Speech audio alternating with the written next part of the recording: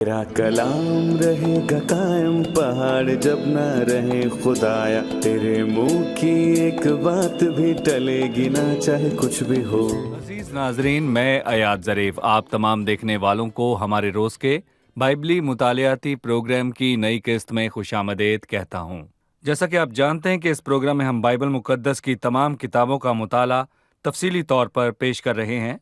पुराने अहदनामे की कुतब में हम अब्दिया की किताब पर पहुँच चुके हैं और मैं बताना चाहूँगा कि ये अंबिया असगर की लिखी किताबों में से एक है। ये किताब एक बाब पर मुश्तमिल है जिसमें 21 आयात है जो अदूम के खिलाफ खुदा की अदालत के हवाले से हैं। अदूम वो है जिसने खुदा के लोगों पर जुल्म किया और लंबे अरसे तक उनसे अदावत रखता आया है। प्रोग्राम का बाकायदा आगाज करने से पहले मैं स्टूडियो में आए खुदा के खादिम का खैर मकदम करूंगा। खुशामदीद भाई बहुत यूसुफ। शुक्रिया भाई। भाई आप कैसे जी हैं? मैं ठीक हूँ। और हमारे दीगर मेहमानों को भी खुशामदीद। भाई यूसुफ, पिछली किस्त में हमने इस किताब के तारुफ के मुतल्लिक जाना। हमने जाना कि अब्दिया इसका मुसन्निफ है जिसका मतलब है खुदा का खादिम। अब्दिया तकरीबन 850 कबल अज़ मसीह में मौजूद था जो इस किताब के लिखे जाने का वक्त है। और फिर हमने जाना कि ये किताब अदूम के लोगों के खिलाफ अदालत की किताब है। लेकिन नाजरीन, आज हम इस किताब के मुताले का बाकायदा तौर पर आगाज़ करेंगे। अभी मैं 1 ta 9 आयात पढ़ूंगा, फिर भाई आपसे सवाल करूंगा। अब्दिया की किताब यानी अब्दिया की रोया। खुदा अदूम की बाबत यूं फरमाता है, हमने खुदावंद से खबर सुनी और कौमों के दरमियान एलची ये पैगाम ले गया कि चलो उस पर हमला करें। देख, मैंने तुझे कौमों के दरमियान हकीर कर दिया है, तो नहायत जलील है। ए चट्टानों के शुगाफों में रहने वाले, तेरे दिल के घुमंड ने तुझे धोखा दिया है। तेरा मकान बुलंद है और तू दिल में कहता है, कौन मुझे नीचे उतारेगा। खुदावंद फरमाता है, अगरचे तू उकाब की मानंद बुलंद परवाज हो और सितारों पर अपना आशियाना बनाए, तो भी मैं तुझे वहां से नीचे उतारूंगा। अगर तेरे घर में चोर आएं या रात को डाकू आ घुसें, तेरी कैसी बर्बादी है, तो क्या वो हस्बे ख्वाहिश ही ना लेंगे? अगर अंगूर तोड़ने वाले तेरे पास आएं, तो क्या कुछ दाने बाकी ना छोड़ेंगे? ईसाऊ का माल कैसा ढूंढ निकाला गया और उसके पोशीदा खजानों की कैसी तलाश हुई। तेरे सब हमायतियों ने तुझे सरहद तक हाँक दिया है और उन लोगों ने जो तुझसे मेल रखते थे तुझे फरेब दिया और मगलूब किया, और उन्होंने जो तेरी रोटी खाते थे तेरे नीचे जाल बिछाया। उसमें ज्यादा दानाई नहीं। खुदा फरमाता है, क्या मैं उस रोज अदूम से दानाओं को और अक्लमंदों को कोहिस्तान ईसाऊ से नाबूद ना करूंगा? ऐतिमान तेरे बहादुर घबरा जाएंगे, यहाँ तक कि कोहिस्तान ईसाऊ के बाशिंदों में से हर एक काट डाला जाएगा। अदालत के बड़े सख्त अल्फाज हैं। आप हमें पहली और दूसरी आयत के मुतालिक बताइए। हमने खुदावन से खबर सुनी और कौमों के दरमियान एलची ये पैगाम ले गया कि चलो उस पर हमला करें। ये एलची कहाँ गया? उसका पैगाम क्या था? ये जंग किसके खिलाफ है? खुदा जो फिक्र करता है और वो हकीकी खुदा है और वो हर एक बशर पर नजर रखता है। और खुदा जानता है कि शरीर क्या करता है और वो लोगों का इंतजार करता है, लेकिन वो उनके कामों का उनको बदला देता है। मिसाल के तौर पर अगर हम यिर्मयाह के 27वें बाब को पढ़ें तो हमें पता चलता है कि खुदावन ने सब बादशाहों को बेड़ियां और जुए भेजने के लिए इस्तेमाल किया और उन्हें बताया कि वो शाह बाबल नबूकदनजर के हाथों कैद कर लिए जाएंगे। पहला बादशाह जिसके पास ये बेड़ियां और जुए पहुंचे वो शाह अदूम था। सही। यहाँ तक कि सब कौमों के दरमियान एलची भेजे गए, ना सिर्फ अदूम के बल्कि सब कौमों के दरमियान। उसने बेड़ियां और जुए शाह अदूम और शाह मुआब और बनी अमून के पास भेजे, और ये इसलिए हुआ क्योंकि खुदावंद उनको मलामत करना चाहता था, क्योंकि उनकी शरारत बढ़ गई। और आज भी लोग बदी में जी रहे हैं जो उनमें गहरी जड़ पकड़ चुकी है। ये हैबतनाक है। और ये हैबतनाक बातें क्या हैं जो बड़े बड़े मुमालिक की वसातत से सही। हो रही हैं? बेशक ये शर पसंदी है। तो क्या खुदा इस पर तवज्जो नहीं दे रहा? एक एलची सारी कौमों के दरमियान भेजा गया कि चलो उस पर हमला करें।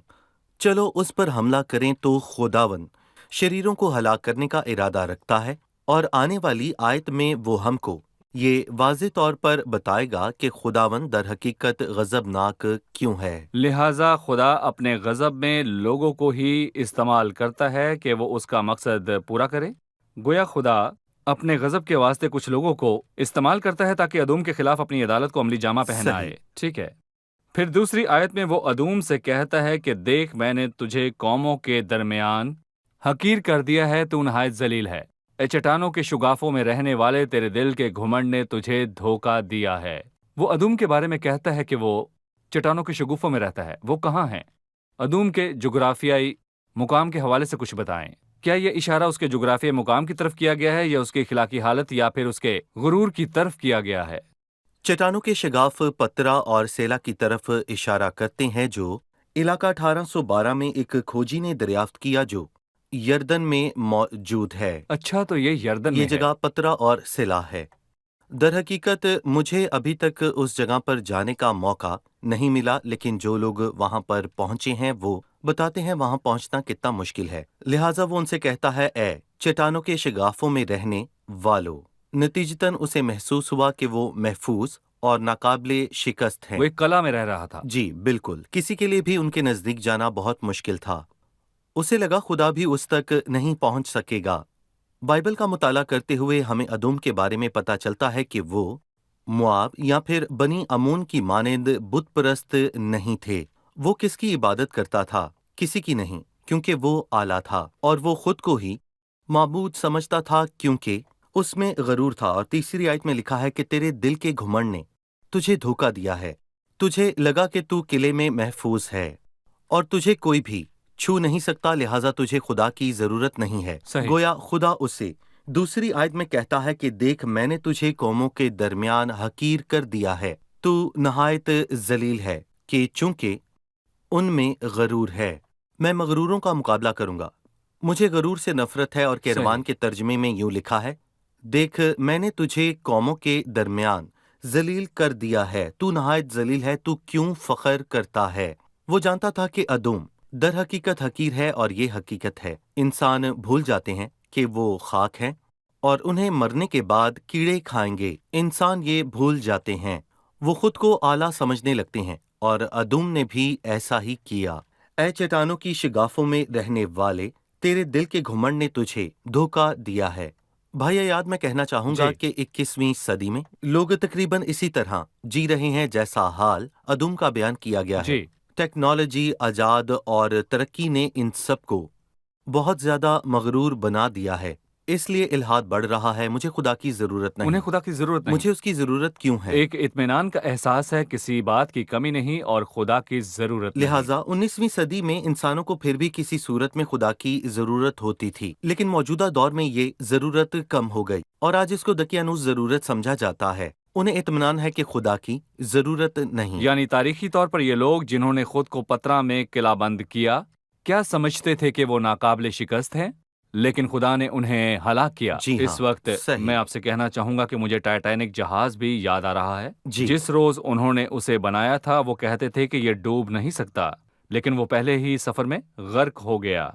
بھائی یوسف، ہم یہ بھی دیکھتے ہیں کہ کچھ بڑے ممالک کس طرح سے ہتھیار رکھتے ہیں اور خود کو بہت قابل سمجھتے ہیں، خدا کو للکار کر لوگوں کی قسمت کے ساتھ کھیلتے ہیں، لیکن خدا ہر مغرور شخص سے کہتا ہے، اے چٹانوں کے شگافوں میں رہنے والے، میں تجھے نیچے اتار لاؤں گا، غرور نیچے اتار لاؤں گا، جو ہلاکت کے آگے ہے۔ جہاں تک ٹائٹینک کی کہانی کا تعلق ہے، اس میں ایک شاہی گھرانے سے تعلق رکھنے والی عورت سفر کر رہی تھی۔ اس نے ایک مسافر سے پوچھا، جب وہ جہاز پر سوار ہو رہی تھی، اس نے کہا، کیا یہ سچ ہے کہ یہ جہاز کبھی بھی ڈوب نہیں سکتا؟ اس نے اسے جواب دیا کہ خدا خود بھی آ کر اسے ڈبا نہیں سکتا۔ صحیح، لیکن پھر ہوا یوں کہ وہ جہاز ڈوب کیونکہ اس گیا۔ نے خدا ان کو للکارا۔ جی ہاں، بالکل۔ ٹھیک ہے، شکریہ بھائی یوسف۔ ادوم کی اس عدالت کے حوالے سے ہم جاننا چاہتے ہیں، کیا وہ پوری ہو چکی ہے یا اب تک نہیں؟ در جی حقیقت بھائی۔ یہ نبوکت نظر کے ایام میں پورا ہوا، اور کہا جاتا ہے چونکہ وہ ایک بڑا جنگجو تھا، اور وہ بہت ہی مضبوط اور بہت بہادر جنگجو ہونے کے باوجود یہ جانتا تھا کہ وہ اس قلعے کو ڈھا نہیں سکتا، اور اس نے جاسوسوں پر تکیہ کیا۔ میں کہوں گا کہ میرا ماننا یہ ہے کہ ہمیں 7ویں آیت میں اس کا حوالہ ملتا ہے، تیرے سب हमायतियों ने तुझे सरहद तक हाँक दिया है, और उन लोगों ने जो तुझसे मेल रखते थे तुझे फरेब दिया और मगलूब किया, और उन्होंने जो तेरी रोटी खाते थे तेरे नीचे जाल बिछाया।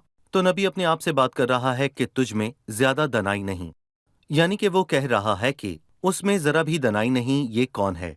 नबूकतनजर नहीं, ये अदूम है जो बिल्कुल नहीं समझता। क्यों? क्योंकि वो खुदा के खिलाफ खड़ा है। ये हमें कहाँ मिलता है? तीसरी आयत में, जहां पर वो ये कहता है कि कौन मुझे नीचे उतारेगा। खुदाम फरमाता है मैं तुझे वहां से नीचे उतारूंगा। अदूम सवाल करता है कौन उसे नीचे उतारेगा। खुदाम फरमाता है मैं उतारूंगा। खुदा नबूकतनजर और उसके जासूसों को उसके लिए इस्तेमाल करेगा। वो उसके किले को ढाने में कामयाब रहा जो बड़ा मजबूत था, और खुदावन के अल्फाज पूरे हुए। और फिर हम मलाकी के पहले बाब में ये वाज़े तौर पर पढ़ते हैं कि खुदावन ने अदूम को मुकम्मल तौर पर बर्बाद किया। अदूम मलाकी में ये कहता है कि हम बर्बाद तो हुए पर वीरान जगहों को फिर आकर सही। तामीर करेंगे। और रबुल फाज फरमाता है जी। अगर वो आकर तामीर करेंगे मैं फिर ढा दूंगा। मतलब खुदा का ये इरादा था, और पागल इंसान के सिवा कोई खुदा को ललकार नहीं सकता। ठीक है, शुक्रिया। चौथी आयत खुदावन फरमाता है अगरचे तू उकाब की मानिंद बुलंद परवाज हो और सितारों में अपना आशियाना बनाए। ये उस गुरूर का हवाला है और उसके खुद को खुदा समझने का। तो भी मैं तुझे वहां से नीचे उतारूंगा। हमें 5वीं आयत के मुतल्लिक वजाहत फरमाए। अगर तेरे घर में चोर आए या रात को डाकू आ घुसे, तेरी कैसी बर्बादी है? क्या वो हस्बे ख्वाहिश ना ले लेंगे? अगर अंगूर तोड़ने वाले तेरे पास आए तो क्या कुछ दाने बाकी ना छोड़ेंगे? मेरे आपसे 2 सवालात हैं और इनकी वजाहत चाहिए। देखें भाई, मैं कहूंगा कि ये बात तेरी कैसी बर्बादी है, ये इसी से मिलती जुलती बात है कि तुझ में जरा सी भी दानाई नहीं। नबी अपने आप से हम कलाम है। नबी जैसा कि वो कहता है यकीनन नहीं कह सकता कि अदूम हलाक हो रहा है, हालांकि वो जोरावर है। यकीनन हम बाखूबी जानते हैं और अपनी आंखों से हमने वाज़े तौर पर देख रखा है कि कैसे वर्ल्ड ट्रेड सेंटर की आला शान इमारत चंद घंटों में खस्ताहाल दीवार बन गई। यही बात यहाँ 5वीं आयत में है कि अगर तेरे घर में चोर आएं या रात को डाकू घुस आएं, तेरी कैसी बर्बादी है। तो क्या वो हस्बे ख्वाहिश ही ना लेंगे?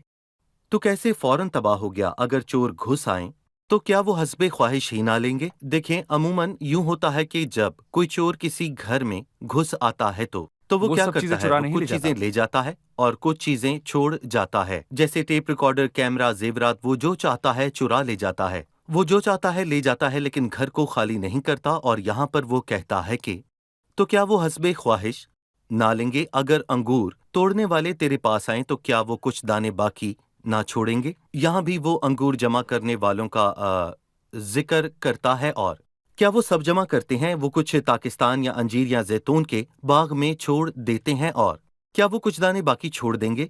असौ का माल कैसे ढूंढ निकाला गया और उसके पोशीदा खजानों की कैसे तलाश हुई। और वो ये कहना चाहता है कि नबूकतनजर और वो जो उसके हमरा आए अदूम से सब कुछ ले गए, यहाँ तक कि उसके पोशीदा खजाने भी उसके खजाने ले गए।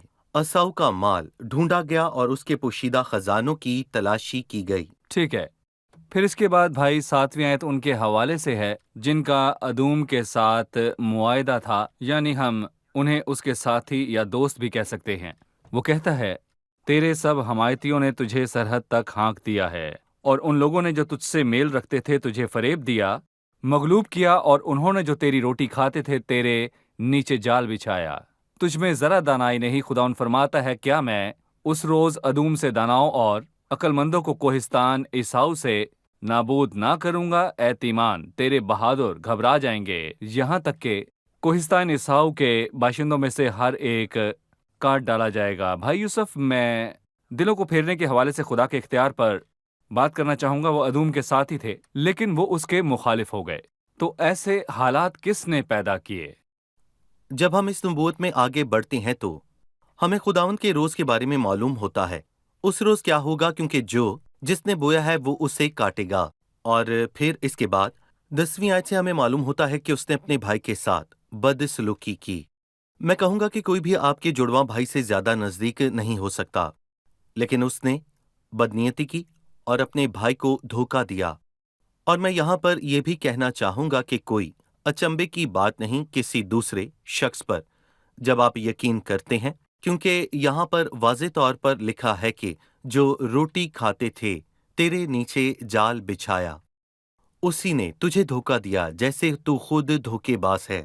تو نے اپنے جڑواں بھائی کو دھوکا دیا، سو اب حیران نہ ہو، جس پر تو نے بھروسہ کیا اسی نے تجھے دھوکا دیا، کیونکہ آدمی جو کچھ جی بوتا ہے وہی کاٹے گا۔ اور جیسا کہ آپ نے کہا، یہ جاننا بہت ضروری ہے کہ خدا ہی ہے جو انسان کے دل پر اختیار رکھتا ہے۔ امثال میں ایک بڑی خوبصورت آیت ہے کہ جب انسان کی روشیں خدا کو روشیں پسند آتی ہیں تو اس کے صحیح، دشمنوں کو بھی وہ اس کا دوست بنا دیتا ہے۔ سو میں کہوں گا کہ میرے دشمن میرے دوست ہو سکتے ہیں، لیکن جن پر میں بھروسہ کرتا ہوں وہ مجھے دھوکا دے سکتے ہیں، اور یہی بونا اور کاٹنا ہے۔ ٹھیک ہے۔ تو بھائی یہ انسان پر بھروسہ کرنے کے خلاف خبرداری ہے، بھلے ہی آپ کا کسی سے کلیسیائی معاہدہ ہو جائے، ایک روز انسان کی حقیقی فطرت ضرور ظاہر ہوتی ہے۔ ہمیں خدا پر بھروسہ کرنا ہے جس میں نہ تبدیلی ہوتی ہے اور نہ گردش کے سبب سے سایہ پڑتا ہے۔ آپ کو یاد ہے کہ داؤد نے زبور 41 میں کہا، بلکہ میرے دلی دوست نے جس پر مجھے بھروسہ تھا اور جو میری روٹی کھاتا تھا اس نے مجھ پر لات اٹھائی ہے۔ لیکن جب اس کا حوالہ نئے عہد نامے میں دیا گیا، وہاں یہ نہیں لکھا میرے دلی دوست، کیونکہ مسیح نے کسی پر بھروسہ نہ کیا، نہ یہودا، نہ پترس، نہ یوحنا، اور نہ ہی کسی انسان پر۔ شکریہ بھائی یوسف۔ چوتھی آیت ہے، اگرچہ تو عقاب کی مانند بلند پرواز ہو اور ستاروں میں اپنا آشیانہ بنائے۔ کیا یہ کوئی علامتی بات ہے یا اس کا مفہوم کچھ اور ہے؟ جی بھائی، در حقیقت یہ ایک علامت کی بات ہے، اور ہم جانتے ہیں کہ عقاب کلام مقدس میں قوت کا عکس ہے، لیکن خدا ان کا انتظار کرنے والے اثر نو زور حاصل کریں گے، وہ پروں سے اڑیں گے، اور غرور کا بھی، کیونکہ عقاب قدیم دیوتاؤں کی علامت ہے، اور ایسی مثالیں بائبل مقدس میں استعمال کی گئی ہیں۔ خدا کہتا ہے جیسے عقاب اپنے گھونسلے کو ہلاتا ہے، ویسے ہی میں نے اپنے پروں کو پھیلایا اور ان کو اپنے بازوؤں پر اٹھا لیا۔ سو عقاب یہ عکس پیش کرتا ہے کہ ادوم اپنے آپ میں اعلیٰ ہے۔ یہاں وہ صرف یہی نہیں کہتا کہ اگرچہ تو عقاب کی مانند بلند پرواز ہو اور ستاروں میں اپنا آشیانہ بنائے۔ صحیح، اور اس سے ہمیں مغرور اول شیطان یاد آتا ہے، جس نے کہا کہ میں اپنے تخت کو خدا کے ستاروں سے بھی اونچا کروں گا۔ اور ایک آیت ایوب کی کتاب میں بھی ہے، جو کہ اس کے دوست سفر نامتی نے ایوب کے 20ویں باب میں کہی، جی کیا تو نہیں جانتا کہ شریروں کی فتح چند روز کی ہے اور بے دینوں کی خوشی دم بھر کی ہے؟ جی اس کا خواہ جاہو جلال آسمان تک ہو جائے اور اس کا سر بادلوں تک پہنچے تو بھی وہ اپنے ہی فضلے کی طرح ہمیشہ کے لیے فنا ہو جائے گا۔ جنہوں نے اسے دیکھا وہ کہیں گے وہ کہاں گیا؟ وہ خواب کی طرح اڑ جائے گا اور پھر نہ ملے گا، بلکہ وہ رات کی رویا کی طرح دور کر دیا جائے گا۔ جس آنکھ نے اسے دیکھا وہ اسے پھر نہ دیکھے گی، اور نہ اس کا مکان پھر اسے کبھی دیکھے گا۔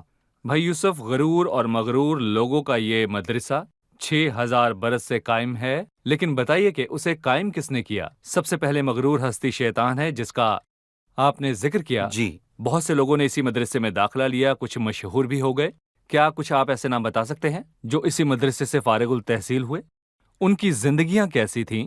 خدا نے کس طرح ان کے غرور کو تباہ کرنے کے لیے مداخلت کی؟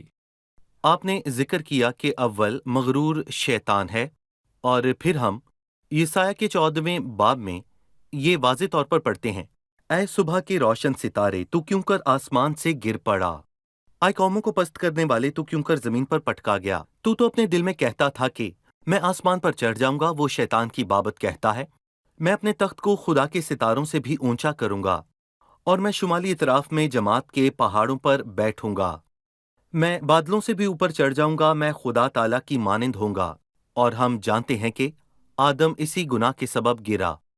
شیطان نے آدم کو بہکایا کہ جس دن تم اسے کھاؤ گے تمہاری آنکھیں کھل جائیں گی اور تم خدا کی مانند نیک و بد کو جاننے والے بن جاؤ گے۔ اور اسی بہکاوے میں آ کر جب شیطان نے آدم اور ہوا کو بہکایا، انہوں نے یہ پھل کھایا۔ خدا کی مانند بننے کی چاہ میں آدم نے وہ پھل کھا لیا، اور اس کی آنکھیں کھل گئیں اور اس نے جانا کہ وہ ننگا ہے۔ اور جب ہم بائبل کو آگے پڑھتے ہیں تو ہمیں ایسی اور مثالیں بھی ملتی ہیں، اور ہمیں یہ معلوم ہوتا ہے کہ بہت سے ایسے ہیں جو اسی سے تعلق رکھتے ہیں، جو کہ بہت مغرور تھے اور ان کی تباہی بھی بہت بڑی تھی۔ مثال کے طور پر نبوکت نظر، جو بہت مغرور اور متکبر تھا، لیکن پھر خدا نے اسے ذلیل کیا اور اس نے ایک عظیم سبق پایا۔ صحیح۔ اور دانیل 4 میں یہ حیرت انگیز الفاظ لکھے ہیں، وہ اپنی سب راہوں میں عادل ہے اور جو مغروری میں چلتے ہیں ان کو ذلیل کر سکتا ہے۔ اور ہم نئے عہد نامے میں ایک اور مثال دیکھتے ہیں جو اسی مدرسے سے تعلق رکھتا ہے جو کہ ہیرودیس ہے۔ اور اعمال پھر 12 میں اعمال کے 12ویں باب میں سور اور سیدا کے لوگ پکار اٹھے کہ یہ خدا کی آواز ہے، نہ انسان کی، وہ خوش ہوا اور ان کی بات کا انکار نہ کیا۔ اس نے یہ ہرگز نہیں کہا تھا کہ وہ خدا ہے، بلکہ یہ کہنے والے وہاں کے سبھی لوگ تھے۔ ایسا لوگوں نے کہا تھا۔ جب اس نے اعتراض نہیں کیا تو خدا کے فرشتے نے اسے مارا۔ وہ ذلیل ہوا، جیسا کہ نبوکد نظر کہتا ہے کہ وہ مغروری میں چلنے والوں کو ذلیل کر سکتا ہے۔ جیسا کہ کسی نے کہا جب انسان مرتا ہے تو اسے کیڑے کھاتے ہیں، لیکن جہاں تک ہیرودیس کی بات ہے تو اس کے برعکس ہوا۔ کیڑے نے پہلے اسے کھایا، پھر وہ صحیح۔ مرا۔ یہ اس کی ذلت کے لیے تھا۔ وہ زندہ تھا اور کیڑے اسے کھا رہے تھے۔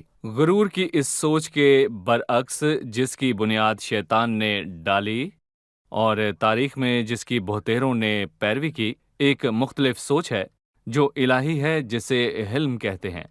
بھائی، آپ ہمیں اس سوچ کے حوالے سے کچھ بتائیے جو اس کلام میں واضح دکھائی دیتی ہے، جو مجسم ہو کر ہمارے درمیان رہا۔ صرف فلپیوں 2 کا حوالہ کافی ہے جس میں واضح طور پر لکھا ہے، ویسا ہی مزاج رکھو جیسا مسیح یسوع کا تھا۔ اس نے اگرچہ خدا کی صورت پر تھا، خدا کے برابر ہونے کو قبضہ میں رکھنے کی چیز سمجھا، بلکہ اپنے آپ کو خالی کر دیا اور خادم کی صورت اختیار کی اور انسانوں کے مشابہ ہو گیا اور انسانی شکل میں ظاہر ہو کر اپنے آپ کو پست کر دیا، اور یہاں تک فرما بردار رہا کہ موت، بلکہ صلیبی موت گوارا کی۔ اور پھر اس نے کہا، مجھ سے سیکھو کیونکہ میں حلیم اور دل کا فروتن ہوں، تو تمہاری جانیں آرام پائیں گی، اور یہ سچ ہے۔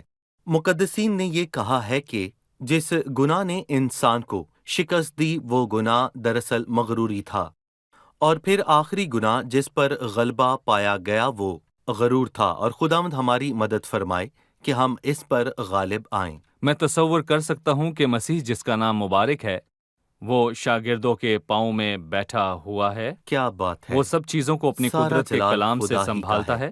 جی ہاں، سب چیزوں کو وہ اپنی قدرت کے کلام کے وسیلے سے سنبھالتا ہے۔ ہم یہ کہنے کی جرت کر سکتے ہیں کہ وہ مجسم کلام اپنے شاگردوں کے پاؤں پکڑے بیٹھا ہے۔ یہ کس قسم کی حلیمیت ہے بھائی! وہ نہ صرف چیزوں کو اپنی قدرت کے کلام سے سنبھالنے والا ہے، بلکہ یوحنا کے 13ویں باب میں یہ بتایا گیا ہے کہ یسوع نے یہ جان کر کہ باپ نے سب چیزیں میرے ہاتھ میں کر دی ہیں، میرے ہاتھ میں کر دی ہیں، وہ آگے بڑھا کہ ان کے پاؤں دھوئے، اور یہ مسیح ہے جس سے ہمیں محبت ہے۔ ہمیں اس سے محبت رکھنے اور اس کی عبادت کرنے کا حق ہے، کیونکہ وہ زندہ خدا ہے جو جسم میں ظاہر ہوا۔ مسیح کی سوچ اور برتاؤ یہ ہے جو شیطان کی سوچ سے بالکل مختلف ہے، اور جو مسیح کی پیروی کرتا ہے اور دل سے اسے منجی اور خدا تسلیم کرتا ہے تو اس کے اندر یہ صفات پیدا ہو جاتی ہیں۔ خدا آپ کو برکت دے۔ ہم پروگرام کے اختتام پر ہیں۔ آمین۔ آپ سبھی کا بہت شکریہ۔ عزیز ناظرین، شروعات میں ہم نے ادوم کی تاریخ کے آغاز پر بات چیت کی، اور ہم نے اس میں جانا کہ یہ لوگ غرور اور ظلم اور ناپاکی سے بھرے تھے۔ ان کی خدا کے لوگوں کے ساتھ ظلم کرنے کی تاریخ رہی ہے۔ وہ متکبر تھے اور انہیں لگا کہ چونکہ وہ چٹانوں کی شگافوں میں رہتے ہیں وہ ناقابل شکست ہیں، لیکن خدا کو کبھی شکست نہیں دی جا سکتی۔ وہ مغروروں کو نیچے اتار سکتا ہے، بھلے ہی وہ اپنا گھر ستاروں میں بنا لیں۔ ہلاکت سے پہلے تکبر ہے۔ تاریخ بتاتی ہے کہ ایسا کوئی مغرور نہیں جسے نیچے نہ اتارا گیا ہو۔ تاریخ ثابت کرتی ہے، اور سلطنتوں کی تاریخ یہ بتاتی ہے، اگر آپ انہیں پڑھیں تو آپ کو یقین آ جائے گا، اور بائبل مقدس بھی یہی بتاتی ہے۔ لیکن ہم اس عظیم شخص سے اپنی گفتگو کا اختتام کریں گے، مسیح، جس کا نام مبارک ہے، جو جسم میں ظاہر ہوا اور وہ ہمارے درمیان رہا، جو اگرچہ خدا کی صورت پر تھا، خدا کے برابر ہونے کو قبضے میں رکھنے کی چیز نہ سمجھا۔ ہمارے درمیان آنے والا سب سے عظیم شخص یعنی کلام جو مجسم ہوا۔ ہر شخص کا اپنا گھر تھا، لیکن مسیح کو پہاڑ پر جانا پڑتا۔ اس کا کوئی گھر نہیں تھا۔ لومڑیوں کے بھٹ ہوتے ہیں اور ہوا کے پرندوں کے گھونسلے، لیکن ابن آدم کے لیے سر دھرنے کی جگہ بھی نہیں۔ عورتوں نے اس کی خدمت کی، اس کے پاس رات گزارنے کی جگہ تک نہ تھی جب وہ صلیب پر موا۔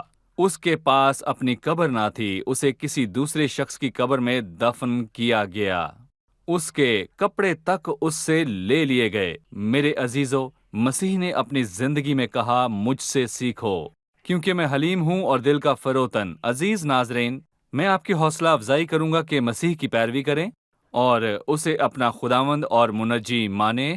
اگر مسیح روح القدس کے وسیلے سے آپ میں بستا ہے تو یقیناً مسیح کی صفات آپ میں پھوٹ نکلیں گی اور آپ غیر ارادتاً لوگوں سے ملنے لگیں گے۔ آپ حلیم ہوں گے اور ایک خادم کا سا مزاج رکھیں گے۔ آپ حیوان کی مانند بالکل بھی ظالم نہ ہوں گے۔